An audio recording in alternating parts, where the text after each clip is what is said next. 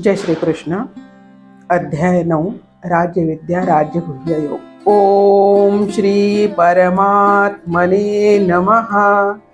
श्रीमद्भगवद्गीता अथ नवमोऽध्यायः.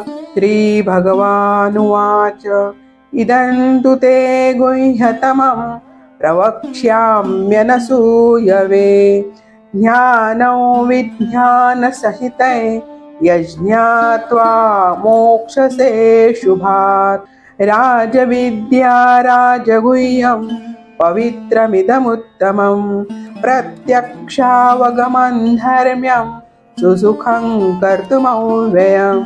अश्रद्धधानाः पुरुषा धर्मस्यास्य परन्तप अप्राप्यमान् निवर्तन्ते मृत्युसंसारवर्त्मनि. मया ततमिदं सर्वं जगदव्यक्तमूर्तिना मत्स्थानि सर्वभूतानि न चाहं तेष्वस्थितः न च मत्स्थानि भूतानि पश्य मे योगमैश्वरम्. भूतभृन्न च भूतस्थो ममात्मा भूतभावनः.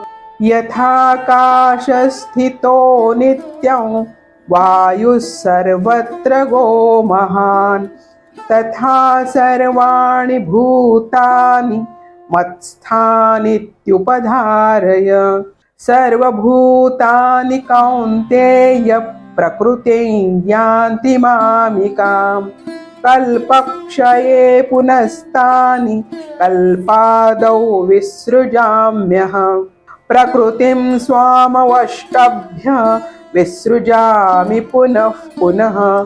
भूतग्राममिमं कृत्स्नम् अवशं प्रकृतेर्वशात्. न च मान्तानि कर्माणि निबध्नन्ति धनञ्जय. उदासीनवदासीनम् असक्तं तेषु कर्मसु. मयाध्यक्षेण प्रकृतिः सूयते सचराचरम्.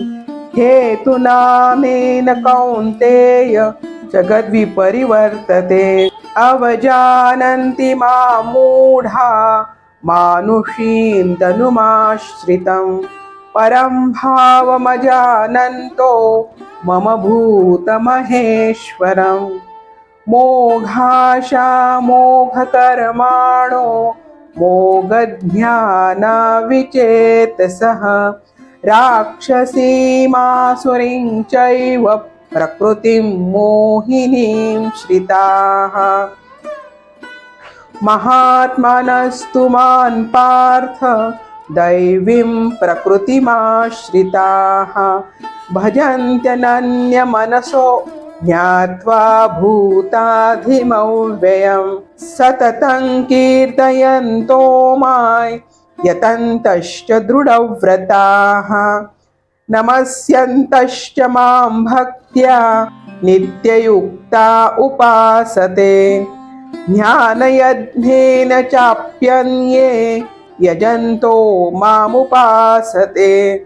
एकत्वेन पृथक्त्वेन बहुधा विश्वतो मुखम्. अहं क्रतुरहं यज्ञः स्वधाहमहमौषधम्. मन्त्रोऽहमहमेवाज्यम् अहमग्निरहं हुतम्. पिताहमस्य जगतो माता धाता पितामहः. वेद्यं पवित्रमोङ्कार ऋक्सामयजुरेव च. गतिर्भर्ता प्रभुः साक्षी निवासः शरणं सुहृत्.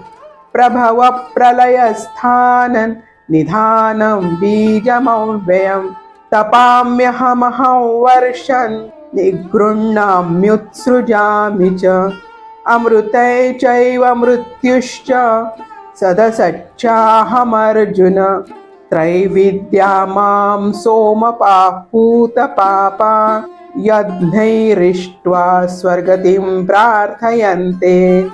ते पुण्यमासाद्य सुरेन्द्रलोकम् अश्नन्ति दिव्यान् दिवि देवभोगान् ते तं भुक्त्वा स्वर्गलोकं विशालं क्षीणे पुण्ये मर्त्यलोकं विशन्ति एवं त्रयी धर्ममनुप्रपन्ना गतागतं कामकामा लभन्ते अनन्यश्चिन्तयन्तो मां ये जनाः पर्युपासते तेषां नित्याभियुक्तानां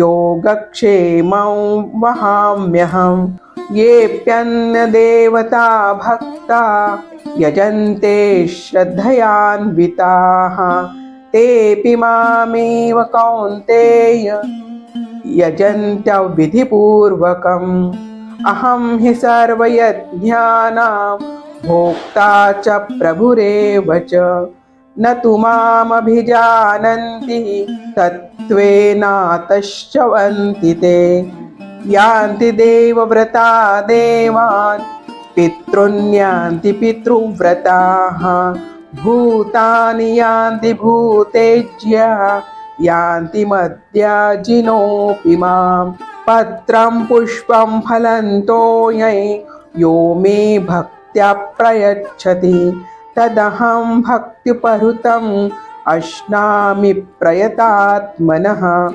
यत्करोषि यदश्नासि यज्जुहोषि ददासि यत् तपस्यसि कौन्तेय तत्कुरुष्व मदर्पणम् शुभाशुभफलैरेवं मोक्षसे कर्मबन्धनैः सन्न्यासयोगयुक्तात्मा विमुक्तो मामुपैष्यसि समोऽहं सर्वभूतेषु न मे द्वेष्योऽस्ति न प्रियः ये भजन्ति तु मां भक्त्या मयि ते तेषु चाप्यहम् अपि चेत् सुदुराचारो भजते मामनन्यभाक् साधुरेव समन्तव्यः सम्यग् व्यवसितो हि सः क्षिप्रं भवति धर्मात्मा शश्वच्छान्तिं निगच्छति कौन्तेय प्रतिजानीहि न मे भक्तः प्रणश्यति मां हि पार्थव्यपाश्रित्य येऽपि स्युः पापयोनयः श्रियो वैश्यास्तथा शूद्रास्तेऽपि यान्ति परां गतिम् किं पुनर्ब्राह्मणाः पुण्या भक्ता राजर्षयस्तथा अनित्यमसुखल्लोकम् इमं प्राप्य भजस्व मां मन्मना भव मद्भक्तो मद्याजी मां नमस्कुरु मामेवैष्यसि युक्त्वैवम् आत्मानं मत्परायणः। ॐ तत्सदिति श्रीमद्भगवद्गीतासु उपनिषत्सु ब्रह्मविद्यायां योगशास्त्रे श्रीकृष्णार्जुनसंवादे राजविद्या राजगुह्यो योगो नाम 9मोऽध्यायः। ॐ श्रीकृष्णार्पणमस्तु।